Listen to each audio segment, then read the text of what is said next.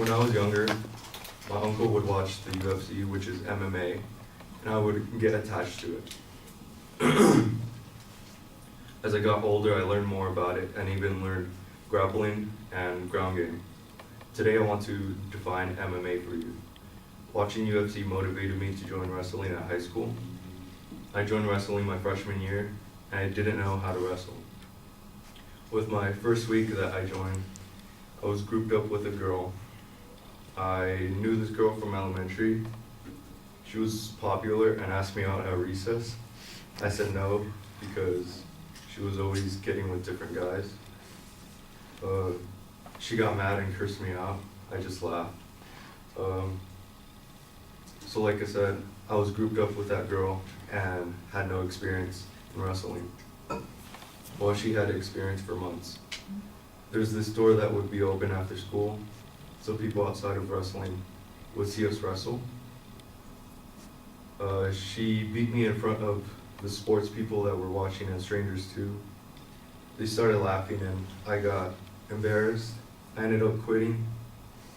My sophomore year, my friends were in wrestling and it made me want to join again, so I gave it another try and stayed in it. This time for about 2 years. I'm going to define how MMA is dangerous but an entertaining sport. MMA is dangerous, but in many ways, or is dangerous in many ways.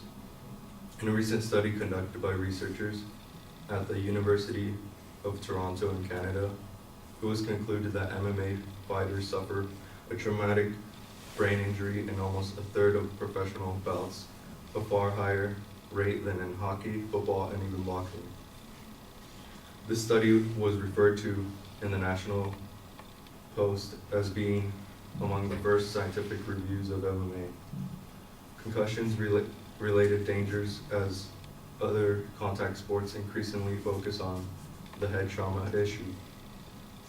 During the 635 professional MMA matches, 300 of the 1,270 athletes sustained documented injuries with an injury rate of 23.6 per 100 fights participations.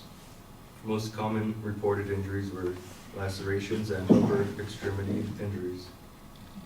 Severe concussion was 15.4 per 1,000 athletes exposure, or 3% of all matches.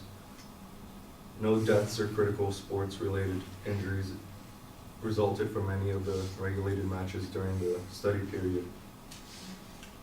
Age, weight, and fight experience did not statistically increase the likelihood of injuries after controlling other combatants. I was watching UFC and I saw this one fight where this one guy kicked the other guy on his shin, and the other guy blocked it, and the guy that kicked broke his leg.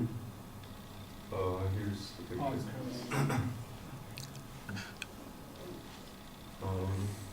Not any other sport can compare the injuries to MMA. Sure, MMA is dangerous, but that's what makes it entertaining. I like this one fighter. His name is Khabib, and his last name is too long to pronounce, but it starts with an N. He's a Russian mixed martial arts. He's 30 years old and a lightweight champ in the UFC with a record of 27 wins and 0 losses. And he recently fought a good and popular fighter, which his name is Conor McGregor. Conor talked down on him and went personal with the smack talk and got what came to him. Khabib didn't really smack talk and just waits. He waits for his skills in the octagon to do his talking. I'm done. That's Conor tapping out.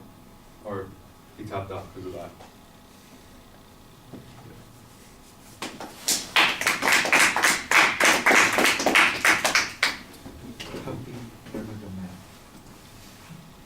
Yeah. What was the time on that? 4:51. All right, thank you. The Anderson 7. The part where you jumped over the fence. You know who bet on that fight? It was Rapper. French Montana. On Nicaraguan Road. No, the one. There's a both months. No, it's just attitude. Like I said, no, but Khabib, he was undefeated going into that fight, and that's why I was like, I was debating it. Like, that no, He used to fight Russian, or he used to fight Terrence as a kid. I saw that video. Like, dude, you can go against that guy. No thanks. just remember, like, okay, he's an Irish alcoholic versus a Russian bear. Pretty much how the fight. And then towards the end, jumps the fence. Here. How big was the bear? The bear got out of I'm his probably cage. used to a little cub, bro.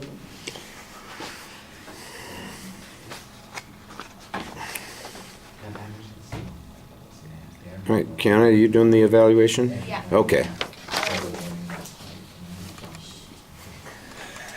So, you read off the cards a lot, but like, you just didn't know it. And I think you had a loud voice, but if you would have picked up your head, the projection would have been a lot better.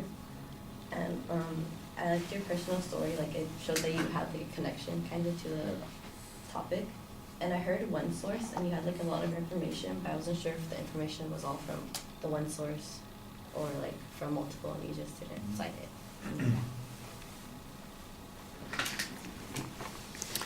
All right.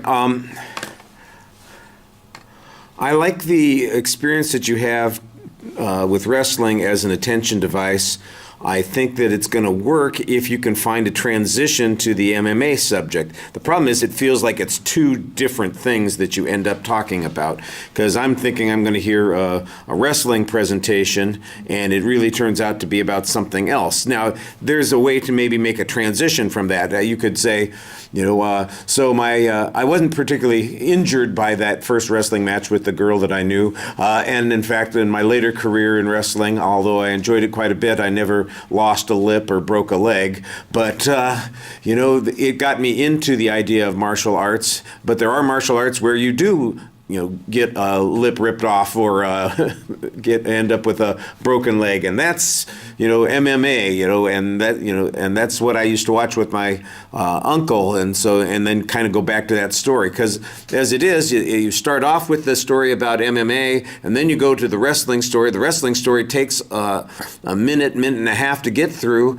and then you're going back to the MMA, and it just feels like it's completely separate, even though I think it's a good idea to use as an attention device. The thing that's also problematic about it is that this is your story. You're telling us your story, and you're having to read us your own story about what happened to you. It feels very odd when you're doing that. You should be looking at us and telling us about this event that happened in your life that kind of led you to being interested in this particular field. As it is, it looks like you are reading somebody else's story. You feel disconnected from it entirely, so I think that's a problem. I know what your subject is. You do have a purpose statement in the presentation. Like I said, it does feel a little bit like it's separate from whatever the attention device was. I did hear the source citation that you had early on where you were talking about the number of injuries in MMA, and I thought that was pretty good. Didn't we have a speech in here that talked about how MMA is safer than... No. That must have been one of my other classes. I heard this speech. That was one of the single claim presentations I heard.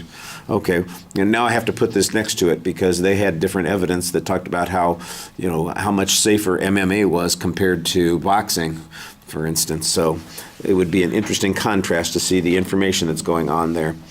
I didn't hear a plan of action. I didn't hear a preview at the beginning of the speech. In the body of the speech, I don't know that there is a particular structure. It's very generic at the beginning, talking about what the risk of injuries is. Then you talk about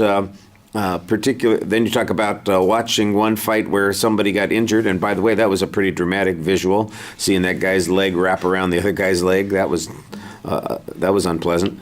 And then the last fight that you mentioned, the recent one, I guess that's kind of the structure, but at most it's topical, and it doesn't really seem to be about what your purpose statement was originally, which concerned the dangers of MMA. So maybe the first two fit in that category. The third one, I'm not sure that it did.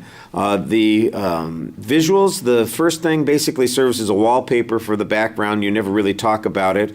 And when you do get the image of the leg being blocked and the injury occurring there, that's pretty dramatic. That has an impact on the audience. I think that's going to pull us in a little bit. And it is connected to your subject. And the last one is mostly about kind of this confrontation that was happening with the one fight. And I heard a whole bunch of people talking about it just now, suggesting that it was, a drunken Irishman versus a bear. I think you could have made it a little bit more interesting and told us a little bit more about what was happening there and how it ended up being resolved. And was it the skills? Was it a particular style that dominated another style? Was there some wrestling move that made the difference? I don't know what it is that makes that important or unique or connected to your subject. You never look at us during the presentation. You basically look down at your notes the whole time, and that's problematic. We're going to try and work on that. And your exit basically is, I'm done. There's no summary. It's like you go off a cliff at the end, and that's a little bit problematic. So I like the idea of the attention device. I think you have a clear preview, not clear preview, but purpose statement. But the preview, there is no preview, and although you do have one source citation, it's only on that one particular piece of information. And the visuals, like I said, they are functional. They don't add a lot of information, but they do kind of pull us into the presentation a little bit. All right, thank you.